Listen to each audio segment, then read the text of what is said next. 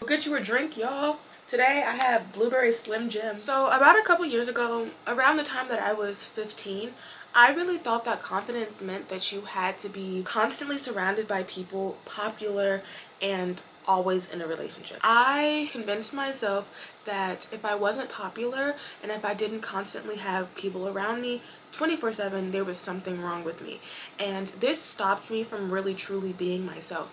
And looking back, now that I'm 18, now that it's a couple years past that, I realized that that mindset was not building my confidence, it was destroying it.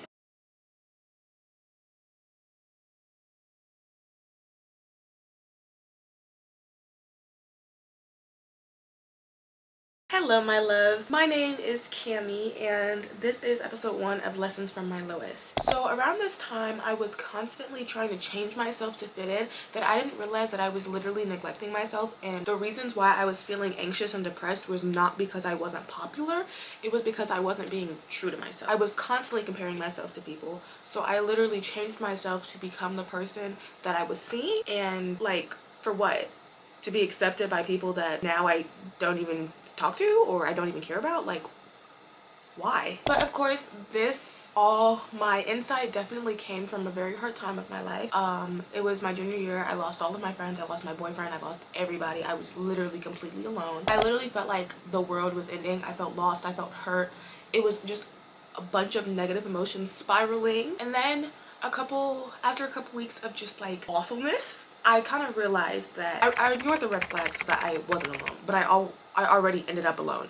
So there was no point in me ignoring the red flags in the first place. I literally convinced myself that my worth came from the amount of people that I had around, and because of that I let myself be treated in ways that I never should have accepted, in ways that I will definitely not accept any longer. So this little year of loneliness was honestly a very hard time for me. Even when I was doing inner work and learning and growing from the things that had happened earlier in my past, it was hard. Like, there's no way to get around that.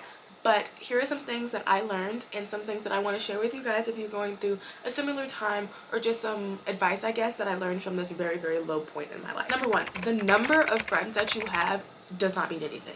It does not mean anything. That's not where your value come from. It's not even like, that has really nothing to do with you. The number of friendships don't mean it. It's the value of the friendships that you have that mean absolutely everything. Now obviously this does not determine your worth. That is not at all what I'm trying to say. And this means that you sometimes do have to have hard conversations with people, and sometimes you have to walk away. And choosing yourself over somebody else is not selfish, it makes you strong. If it comes down to your feelings and somebody else's feelings, you should be choosing yourself every single time. Also, if your boundaries are being disrespected, these are not the people that you need to have in your life. Whether this is a boyfriend, a girlfriend, a bestie, or whatever. Because like I said previously, if it's between your feelings and somebody else's feelings, you need to be choosing yourself every single time. The only person that you're always going to have throughout your life, the only person who has always been there throughout your life, is you. So that means you have to put yourself first, because nobody else is going to do it. And honestly, they shouldn't. You always got to choose you every single time. You literally have to love yourself more than you love anybody else. And a lot of times that literally saying that has gotten me out of so many bad situations where it's like, I love the person that is in this toxic cycle with or is hurting me, but at the end of the day I have to love myself more than I love you, so I have to get myself out of it. It is okay to leave. You should be leaving, and that does not make you weak. That makes you incredibly strong. And let me just tell you from experience, once you walk away from these people in your lives, you are making space for the most amazing, gorgeous people to come into it. I'm letting you know that. It was a couple months when I felt like nobody loved me, nobody wanted to be with me, not even like romantically, like I mean platonically too. There was a friendship breakup, a romantic breakup, and a couple months later, I'm in a beautiful relationship, the person I'm still with, we just made a year, and I have amazing friendship. I know we're gonna last me an entire lifetime. Okay, so now that we kind of got that out of the way, what are some things that I did to actually improve my confidence? So the biggest things was that because I had so much time on my hands, I intentionally spent time with myself. This included stuff like journaling. I was doing things that I wanted to do with people by myself, and I was saying affirmations, mirror work, stuff of that nature, a lot of self-concept work.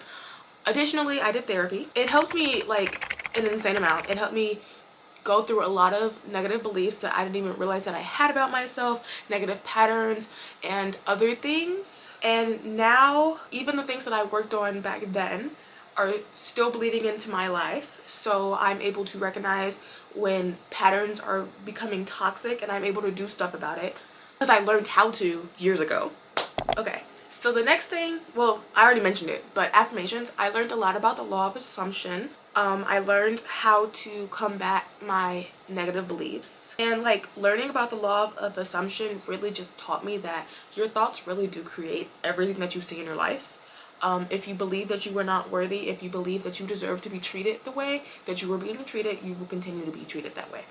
And the more that I focused on changing those inner beliefs, the more that the outward reality or my actual life changed. And in turn, my confidence grew. So I also did a lot of journaling. I would do shadow work, which is basically therapy. It's pretty much therapy. I personally just bought a journal from Michael's, and I just looked up journal prompts off of Pinterest. But that really did help me say things and realize things that I didn't even realize was an issue, so I couldn't even talk about them in therapy because I didn't realize it was a problem. I used that with therapy and it was a game changer. I also did gratitude lists. That helped when I was really in a dark space because I was realizing that there is still so much things that I could be grateful for, even though I feel like everything in my life is going to hell.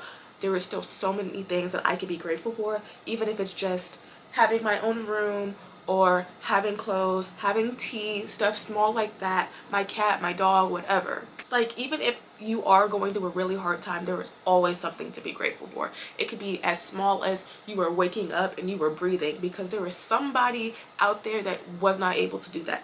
And I still sympathize. Yes, whatever you're going through is valid. Your emotions are valid 100%.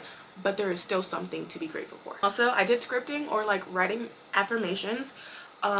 This really helped me shift my mindset into the abundance mindset and of what I really wanted to experience in my life. A big mistake that I made was that I felt like I had to tell everybody everything. I was a chronic oversharer, and the biggest thing that really helped me combat that was journaling. If I felt like I needed to tell somebody something, one, you can pray, you can tell your ancestors, but two, you can also write in a journal. Journaling. Writing out your thoughts and getting it on a piece of paper so you don't feel like you have to still tell somebody, and that really, really helped me. I learned that I don't have to tell everybody everything, and you should not tell everybody everything. Even if it is like something big and awesome, there's always jealousy, there's always evil eye, there's always somebody who is going to try to knock you down. And that's not to say that you shouldn't trust people, but just don't tell everybody everything and make sure that you should trust the people that you trust. Yeah. Okay, so affirmations became a daily habit for me. I would listen to Dylan James' self-concept affirmations at night. If you guys don't know what self-concept is, it's just literally your inner beliefs and the thoughts and assumptions that you have about yourself. Like pretty much, do you think that you're worthy? Do you think that you're beautiful? Stuff like that. There's self-concept with anything that you're manifesting, but we're doing something very simple because it's not about self-concept. But I would write affirmations. I would write what I wanted to think about myself. I would tell myself I am beautiful. I would tell myself I'm successful. I would tell myself that I'm loved. I would tell myself I love you. Stuff like that. Lately I've been trying mirror work. So when I get ready in the morning or when I'm at home doing my skincare, I will tell myself affirmations. You are beautiful. You are this. You are that. While I'm doing my skincare, while I look in the mirror. So that's something that I'm working on now. Also, spending time alone was so uncomfortable at first. I felt like when I went to a restaurant by myself, there was people judging me. Pro tip, nobody's watching you. Nobody cares. Everybody is so self-absorbed that they are not worried about you. And I learned that when I was sitting in a restaurant by myself and I'm like, oh my god, everybody's watching me. Nobody cares. Absolutely nobody cares. But yeah, I love doing that now. I go to Hot Pot by myself all the time. I go places by myself all the time. I will invite people places, and if they don't want to go with me, I'll go by myself. I love my own company. I also meditated a lot to get more comfortable with my own thoughts, because that was one of the reasons why I didn't like being by myself, because my thoughts were a scary place. But after using the law of assumption and realizing that I do have control over my thoughts and meditation just to observe my thoughts, I got very much more comfortable with my thoughts. Okay, so here's a couple things that I do every single day to help keep my confidence strong and alive and just like continue to maintain it and grow it. I still journal. And I also realized that the music that I'm listening to definitely can uplift or downlift. I don't know what the actual word for that is. My moods. So I'm very intentional on what I'm listening to. I don't really listen to sad music, especially when I'm sad. I don't listen to sad music. I still love me some SZA though. I still love me some SZA, but I'm very intentional of what I'm listening to, what I'm watching, what I'm consuming. Screen time on Instagram, TikTok, and YouTube, so I'm not on my phone constantly because I want to live my life. I want to spend time with myself. I want to spend time with other people. And also I realize that when you're on social media, you compare yourself a lot. So that's another thing. I still say affirmations every day, listen to Dylan James every day. I'm also very intentional and I'm always honest with myself about how situations and things make me feel. And the key word is I'm honest with myself. Yes, I'm honest with other people, but the most important thing is to be honest with yourself. If the person or the situation is draining me, I'm not going to force the connection any longer. Physically, I work out. It makes me feel, it helps with my mental health. It helps me get stronger, and it just also helps me feel better in my body. And I'm wearing clothes that I think fit me, like that I like to wear, not necessarily trends, not what my friends are wearing, what I want to wear. Oh, also I get dressed every day. I get dressed every day. I don't care if I'm sitting doing nothing. I'm going to get dressed. I have cute little pajamas as well. I have cute loungewear that's like inside clothes, but I get dressed every day. And also I put affirmations in everything. Like I'll clean my room and the intention will be I deserve to have a clean space. As simple as that. So if you guys are struggling with confidence and low self-esteem right now, I just want you to know that your feelings are completely valid. Anybody that you're looking at that is confident, I guarantee you has gone through a phase where they didn't feel worthy. I just want you to know that you are enough exactly how you are. You being alive means that you are inherently valuable and inherently lovable. Period, point blank. If you feel like you need love from other people, that is totally valid. I'm not going to say that that's not valid, but try to give that love to yourself. You don't need a million friends. You don't need a boyfriend. You don't need a girlfriend. You don't need 4 boyfriends. I don't know. The only person that you need is you, and you will always have you. So embrace that. And remember, confidence is not about being perfect. It's about being you. You don't have to be perfect. Literally all you need to do is be you. Give yourself grace when you make mistakes. And no matter how bad things seem right now, I just want you to know that I am so incredibly proud of you for everything that you did today. And if you're sitting there looking like I didn't do anything, I'm just glad that you woke up today. I'm proud that you got out of bed, and I am proud that I'm proud that you clicked on this video or are trying to do something and better yourself. I am so incredibly proud of you guys. Guys, let me know down below what is one step that you take every single day to help you uplift and make yourself more confident.